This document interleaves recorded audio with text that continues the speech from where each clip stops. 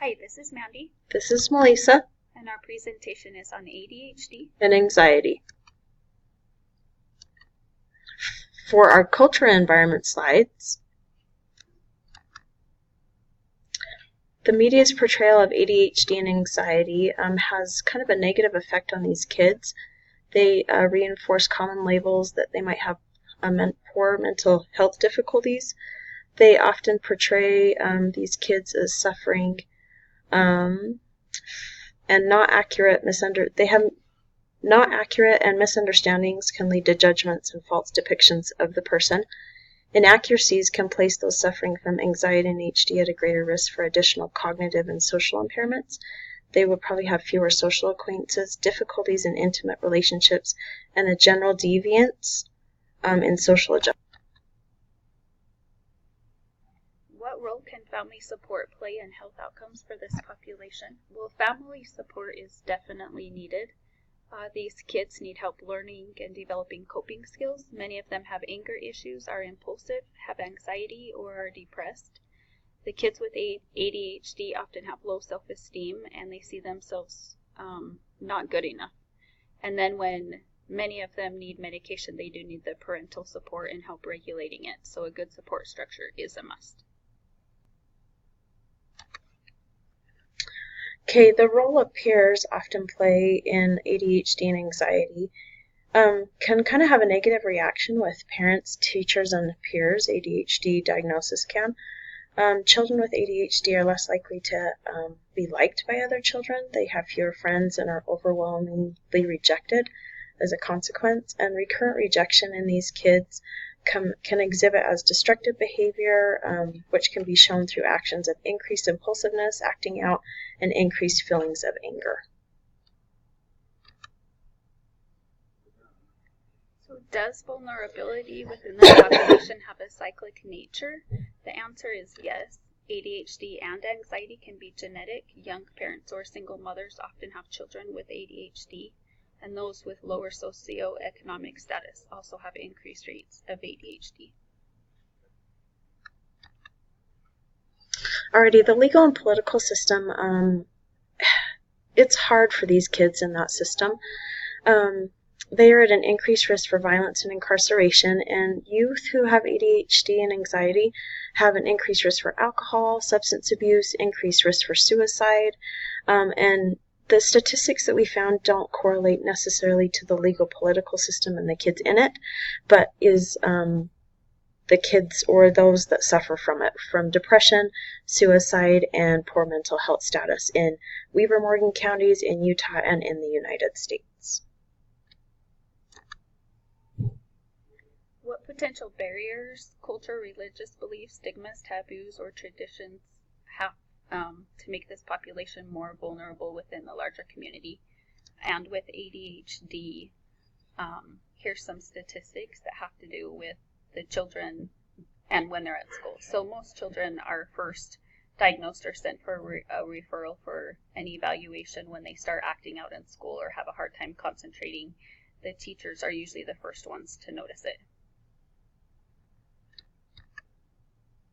Alrighty, the regions around the world which ADHD and anxiety would be in danger or shunned, there was no literature that we could find on this question, but worldwide mental health is known as a stigma and it's a sign of weakness. ADHD and anxiety would be no different than that, and having a weakness puts youth at risk to be in danger or shunned.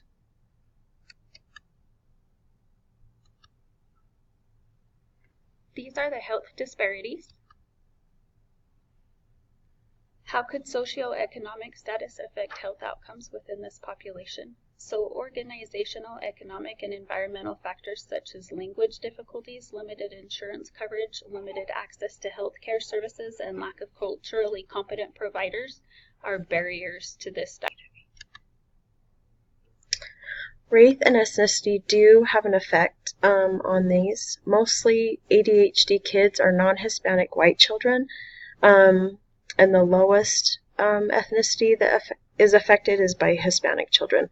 Among these age groups, the prevalence was higher among children with public insurance compared with children with private insurance, And children age 4 to 11, the prevalence was higher for children with family income less than 200%. And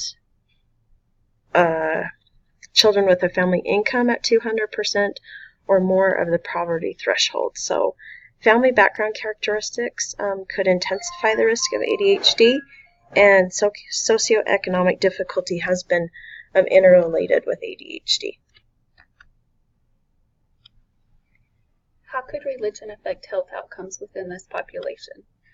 I read this quote and I really liked it, but it says, religion and spirituality have distinct but complementary influences on health. A theoretical model defines the two distinct pathways. Religion helps regulate behavior and health habits, while spirituality regulates your emotions and how you feel. So I thought that this really did apply to ADHD because these kids are impulsive and they act out a lot, and religion can help be part of their support system. Also, these children have negative self-perceptions, and so having spirituality in their life will help them regulate their emotions. Alrighty, gender and health outcomes kind of with ADHD kids. There's twice as high in boys than in girls, and the evidence suggests that females with ADHD develop better coping tactics than males. Females who displayed preschool hyperactivity demonstrated more anxiety and depression during adolescence than did other females. And evidence of preschool hyperactivity in boys was shown to have long-term risk for mental health problems in males. So,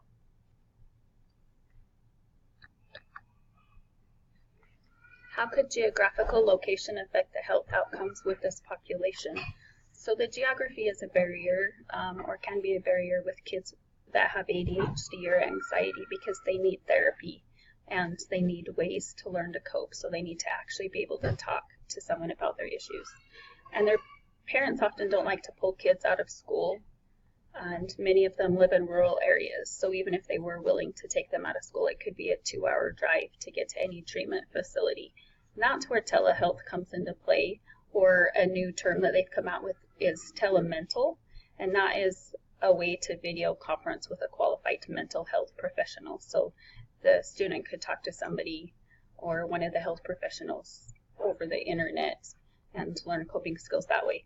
Telemedicine is a way that they could send an electronic prescription if they felt that the kids needed their medications changed, and they could send that to a local pharmacy so that they wouldn't have to drive those 2 hours to pick it up.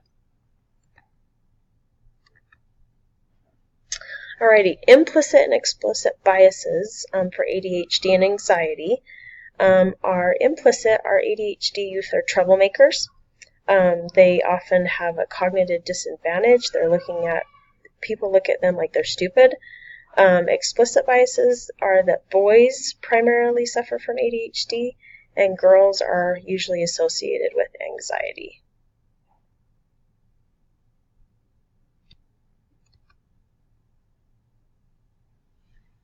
Are there regions of the world in which these disparities would have less influence on health for this population? There's a lot of statistics out there involving different countries and how they feel about ADHD, but one that I thought was interesting through my research was that the Muslim and Christian Lebanese endorsed hyperactivity and impulsivity in boys as a gender-preferred behavior. And that's it. Thanks for listening to Mandy And Melissa, here's our references.